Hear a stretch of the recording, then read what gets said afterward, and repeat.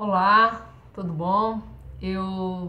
Sejam bem-vindos a esse diálogo, tendo em vista participarmos desse evento. Quero dizer inicialmente da minha alegria em poder participar dessa busca, desse encontro, dessas partilhas. Eu sou a professora Nima. Eu sou docente na Faculdade de Educação da Unicamp, da Universidade Estadual de Campinas, em São Paulo, no Brasil. Quero dizer ainda da alegria de estarmos reunidos nesses 4 cantos do mundo, pensando possibilidades de ensinar e aprender.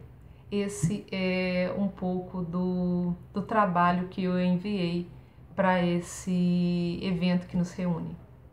O meu trabalho ele se intitula Elucubrações sobre os processos de ensino-aprendizagem em diálogo com o multiculturalismo e o multilinguismo.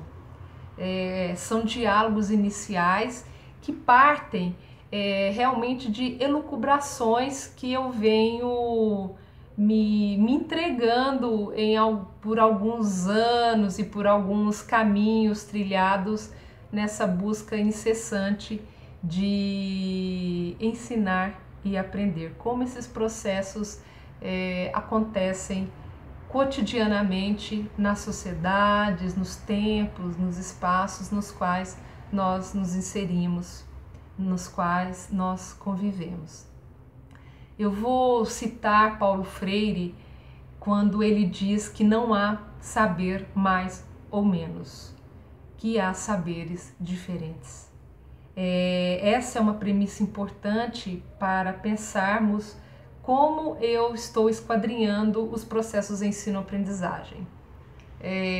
A proposta também desse diálogo, ela perpassa a interface interdisciplinar, ou seja, ela traz várias áreas do conhecimento, ela reúne várias áreas do conhecimento em torno do multiculturalismo, do multilinguismo, dos saberes diferentes, e busca, a princípio, identificar, reconhecer, conhecer e agregar as diversidades.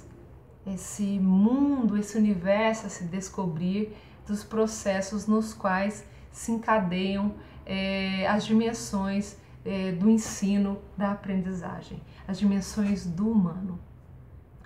Temos, a princípio, uma perspectiva que são diálogos iniciais, que tenta, além de se aproximar e de reconhecer e conhecer o que eu falei anteriormente, fortalecer as interlocuções, as parcerias, as partilhas. A ideia desse diálogo, dessas elucubrações, surgem com o entrecruzamento de alguns projetos nos quais eu faço parte. O CAPES-Alp é um projeto que acontece desde 2013, o Cultural Elab, que é o laboratório do CLE, e tem como instituições parceiras, dentre elas a Unicamp e a Piaget, de Cabo Verde. E aqui eu quero fazer uma parte que, considerando os percursos históricos desse grupo, que se vincula também a outros grupos, o meu encontro com ele se dá em 2012, como parte do meu doutorado. Eu fui motivada a fazer um campo empírico em Cabo Verde e Guiné-Bissau, portanto, aí se dá o entrecruzamento e o meu encontro com esses grupos. Esses cenários, eles vêm se consolidando em diversas frentes de trabalho coletivo. É importante destacar essa dimensão do coletivo que se traduz e se encontra com essa minha proposta dos saberes diferentes e dos processos de ensino-aprendizagem nessas dimensões. Aqui eu quero destacar ainda nesse entrecruzamento as temporalidades que conjugam, por exemplo, as instituições, os percursos formativos, os processos epistemológicos e os projetos.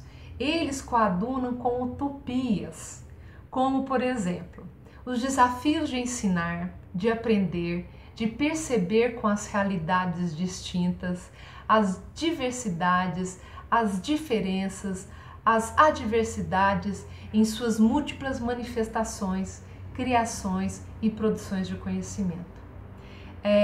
Aqui o conceito de utopia, no qual eu me ancoro, ele nos remete a alguns autores, por exemplo, Vasquez, Lefebvre, Pepetela, Galiano, Freire. Pois com eles, o sentido empreendido aqui de utopia é que a realidade também é utopia, já que é a partir do que se vive no real que se projetam as ideias, os sonhos, as esperanças de um futuro melhor, e é feita a partir dos movimentos de transformação dessa realidade. Esse universo, então, de utopias busca, ao mesmo tempo, conhecer, aproximar, reconhecer, respeitar, mapear, compreender, se permitir um pouco mais em torno dos processos de ensino-aprendizagem. Detidamente, nesse trabalho específico dessas elucubrações, Brasil e África, América Latina e África. A partir das experiências dos sujeitos envolvidos naqueles cenários que consolidam várias frentes de trabalho coletivo. Então, detidamente Brasil e África, América Latina e África, a partir das experiências desses sujeitos. E aí eu vou trazer o Larossa, quando o Larossa nos diz o sentido de experiência, que experiência é o que nos passa, é o que nos acontece, é o que nos toca. E a partir essas experiências coadunam com as configurações em que emergem esses sujeitos. E aí o Elias traz uma contribuição conceitual importante.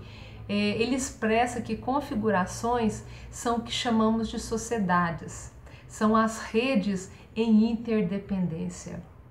Bom, prosseguindo, o campo teórico metodológico ele se encontra em permanente construção,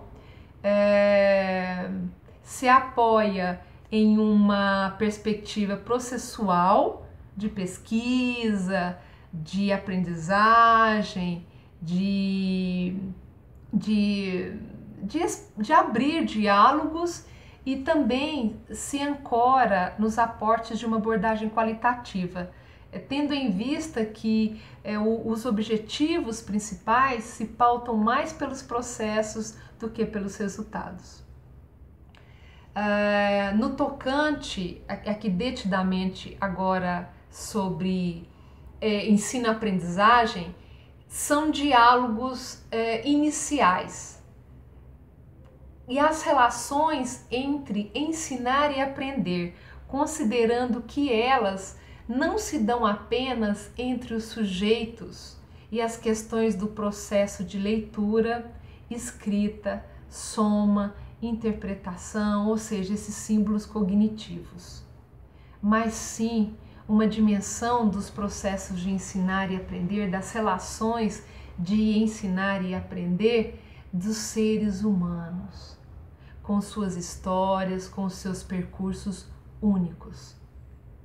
Identifico no processo de ensino-aprendizagem, de uma forma mais panorâmica, o processo de reconhecer o outro, em toda a sua complexidade, em toda a sua boniteza, em toda a sua sabedoria, em todo o seu ímpeto de conhecer, de transformar, de se abrir para o outro, também em suas dimensões biológicas, culturais, sociais, linguísticas, afetivas e outras.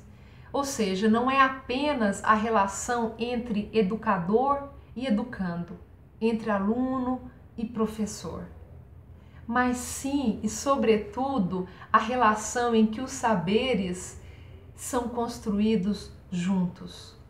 É um processo dialógico, dialético. Segundo Freire, não existe ensino sem aprendizagem e vice-versa. Aprendemos ao ensinar e ensinamos ao aprender. Por fim, tais elucubrações se propõem a fazerem parte de uma forma de resistência, de recusar situações de opressão, de exclusão e de fortalecer os princípios de liberdade, de igualdade, de educação e de vida.